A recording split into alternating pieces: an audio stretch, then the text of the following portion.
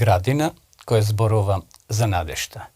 Тач Махал е музеј што се наоѓа во Агра, Индија. Величествената градба е едно од 7 светски чуда или чуда на новиот свет. За Тач Махал е поврзана една тажна, но истовремено и убава љубовна приказна. Кога Тач Махал навистина не би постоел, луѓето можеби би си помислиле дека приказната за неговата изградба е вистинска бајка или легенда. Пред речиси 400 години во Индија владеел кралот Шах Џахан. Својата најмила жена, која била убава, но и многу мудра, интелигентна, толку многу ја сакал што не се одвојувал од неа. Ја назначил и за свој советник. Името и било Мухмтази Махал или скратено Тач Махал, што во буквален превод значи драгоцен камен на палатата. Луѓето зборувале дека оваа жена имала многу позитивно влијание на мажот, на кралот. Тој на брегот на Џамна изградил вистинска рајска градина. Во еден стар зачуван документ било запишано следново. Во 1630 година љубената жена на владетелот умрела при пороѓај. Имала само 39 години. Шах Џахан толку бил тажен што помислил да го напушти престолот и да се самоубие. Сепак одлучил на својата сакана да ја го подигне најубавиот споменик кој некогаш постоел во светот. Ги повикал најдобрите уметници и архитекти од Индија, Турција, Персија и од Арабија. И од нив едноставно побарал да изградат нацрт за споменикот. Градината на брегот на реката Џамна во собственост на раџата Џај Синках била местото кое царот го избрал, на кое требало да се изгради почествена гробница. 22.000 луѓе работеле повеќе од 18 години на изградбата на Тач Махал, едно од најубавите зданија во светот. Градбата е поставена на мермерна основа, висока некаде околу 7 метри, со квадратна форма. Минарињата или кулите се издигнуваат на сите 4 агли, а самата зграда е висока некаде околу 60 метри. Тач Махал е 8страна градба од бел мермер, украсена со 12 врсти полудраги камења, како и надписи од Куранот изгравирани на црн мермер. Градежниот материјал бил носен од многу држави, од многу земји, како на пример од Арабија, од Египет, Тибет и разни делови на Индија. Кралот имал намера за себе да изгради целосно ист таков маузолеј, но сега тој би бил од црн мермер. На другата страна на реката преку која би водел мост, направен од сребро. Но времето на неговото владење завршило со несреќни случувања, исто како што и започнало неговото владење. Борбата за неговиот престол била силна, немилосредна. Пред изградбата на Црниот дворец да биде завршена, неговиот роден син, кој живеел развратен живот во палатата, го затворил татка си во дворецот. Таму царот останал до крајот на својот живот. Гледајќи преку реката, во дворецот, гробницата на жената која многу ја сакал, едноставно бил затворен. Историчарите ја нарекуваат сон во мермерот и апотеоза на индиската женственост. Кар Бадахер во една прилика еве што има кажано. Целокупниот впечаток je nadminula sekоја предпоставка. Она што го мислам, не можам да го искажам со зборови. Коментирала угледна англиска дама, гледајќи во Таџ Махал. Но знам, понатаму пишува таа, дека би посакала утре да умрам кога ваков споменик би се изградил во моја чест. Во блескавата водена површина, покрај дворецот, пловат лотосови цветови. Од влезната врата, низ градината, па се до Таџ Махал.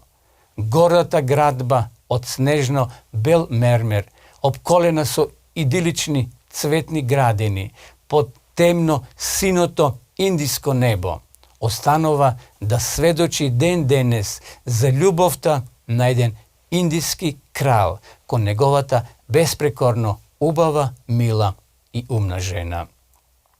Таџ Махал, почитувани пријатели, е светска туристичка атракција која навистина заслужува свој поглед.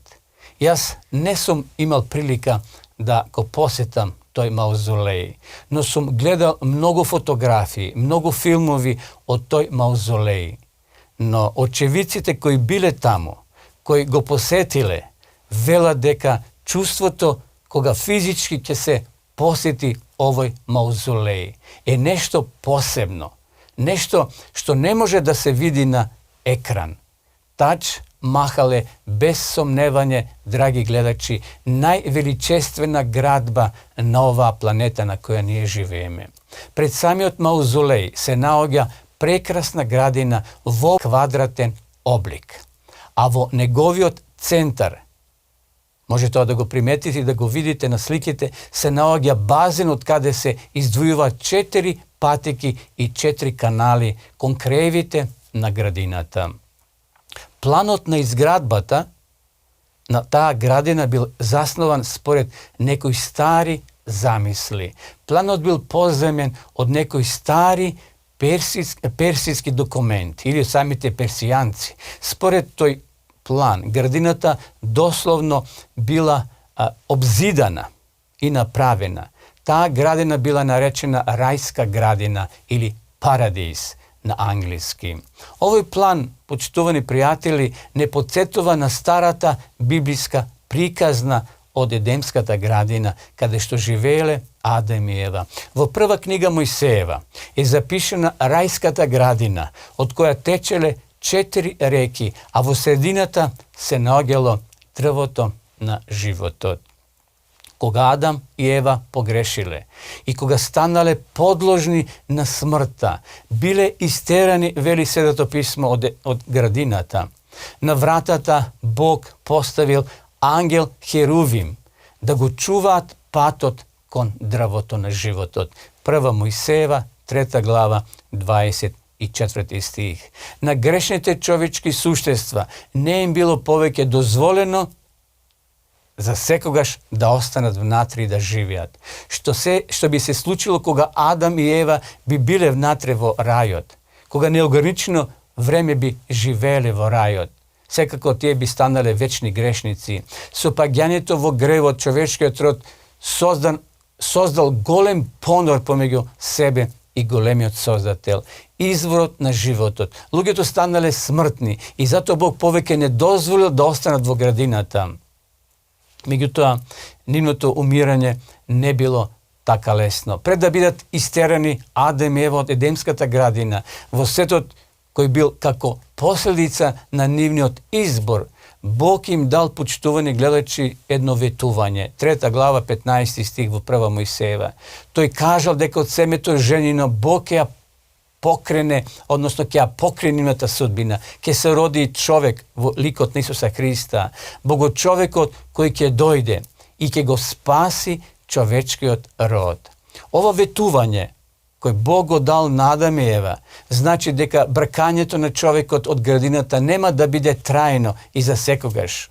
Ангелите првобитно не го затвориле само патот до дрвото, тие го чувале самото дрво. Тие биле некое време и го чувале влезот во градината. На крајот патот повторно ќе биде отворен, драги гледачи, а човечкиот род pa ќе се врати во рајот. Смртта ќе биде уништена за секогаш. Библијата завршува токму со тој извештај. И еве што кажува: и ми покажа чиста река со вода на животот, бистра како кристал, која истекува од престолот на Бога и на јагнето. Среде низината улица и од двете страни на реката дрво на животот, кој раѓа 12 плодови. Тоа го гледал Јован, кој секој месец го дава својот плод, а лисјата на дрвото се за исцелување на народите. Тоа го пишува во Откровение 22 глава од 1 до 2 стих. Скицата на рајската градина, драги пријатели, во Тач Махал и други градини слични на него во овој свет, требало едноставно да служат како вистински потсетник на Божјето ветување дека смртта нема да биде вечна. Бог го дал своето ветување веднаш на границата од градината Едемска, каде што Адам и Ева ќе умрат подоцна. Близо до градината на Тач Махал се наоѓа еден друг болен споменик на маки, на проблеми, на тешкоти и смрт. Тој е поставен покрај градината и така, како што може да приметиме, станал символ на надежта. Надеж дека пристапот кон градината нема да биде затворен за секогаш. Ќе дојде ден кога таа врата ќе се отвори. Се прашуваме зошто толку труд и маки во изградба на вакви сложени споменици, ако нема надеж. Зошто да се спротивставуваме, почитувани пријатели, на смртта? Зошто едноставно не го признаеме поразот, дека смртта е тука поред нас? Се спротивставуваме на смртта, бидејќи тој порив е длабоко вткаен во нас. Родени сме и живееме со инстинкт кој ни зборува дека смртта не загрозува, дека нешто е наопаку во моментот кога смртта ќе се појави, дека работите не одат така како што ние посакуваме. Ако и веруваме дека Едемската градина е легенда, јас не верувам во тоа, сепак мора да се запрашаме, драги пријатели, зошто старите луѓе воопшто се труделе да ги објаснат маките и смртта? Зошто би се заморувале да измислуваат приказни со кои објаснувале зошто умираме, зошто страдаме и на крајот умираме? Зарем не би било поедноставно само да признаеме дека умираме и дека тоа е крај, точка и нема ништо повеќе? Или пак можеби смртта не е крај? Имаме длабока потреба, сите ние почитувани, да разбереме зошто умираме. Сакаме да дознаеме зошто постоиме, каде одиме после смртта. Има ли живот после кога ќе ги затвориме очите? Дури Едемската градина да е легенда, да е мит, мора сепак да се запрашаме зошто ни била потребна една таква легенда? Дали можеби Сократ бил во заблуда, а Исус во право дека смртта не е наш пријател, дека непоканет гостин чии присуство бара објаснување? Исус гледал во темнината на смртта и се тресел, вели Библијата. Според христијанското разбирање, тој не се соочил само со смртта како појава, туку и со нашата. Тој е наша замена. Исус го дал својот живот за откуп на многумина, за тебе и за мене. Може да прочитате во Матеј 20 глава 28 стих. Исус станал грев за нас, вели апостол Павле, и на тој начин ја примил нашата смрт, платата за нашиот грев. Зашто смртта е плата за грев, вели апостол Павле во Римјаните 6 глава 23 стих. Не е ни чудо што Исус се тресел пред смртта, драги пријатели. Сократ ја прегарнал смртта како нешто што носи пред се подобрување. Исус се соочил исто со смртта како наш најголем непријател.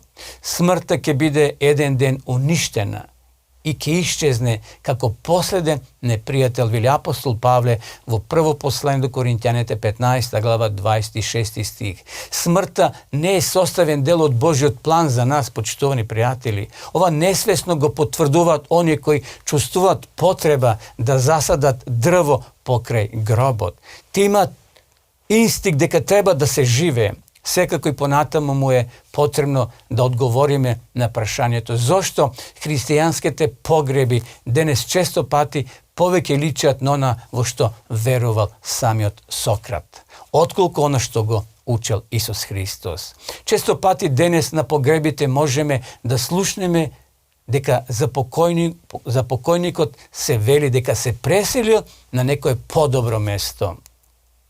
Милозвучните зборови кои смируваат, неретко ги слушаме на нашите гробишта, како да доаѓаат едноставно од Атина, а не од Гециманија, таму кај што Исус страдал. А тоа е прилично чудна ситуација, бидејќи Новиот Завет, Библијата не учи, почитувани гледачи, дека да се меѓу себе тешиме со приказната дека нашите покојни заминуваат некаде во повисоки сфери на постојање. Нема такво нешто во Новиот Завет. Библијата зборува за нешто друго, за друга надеж, подобра надеж. За каква надеж зборува Библијата? Што ни таа открива за нашите покојни? Каде се? Каде заминуваат? Ве поканувам да ја следите и нашата наредна емисија, каде што ќе добиеме многу одговори. А дотогаш, довидување и секое добро.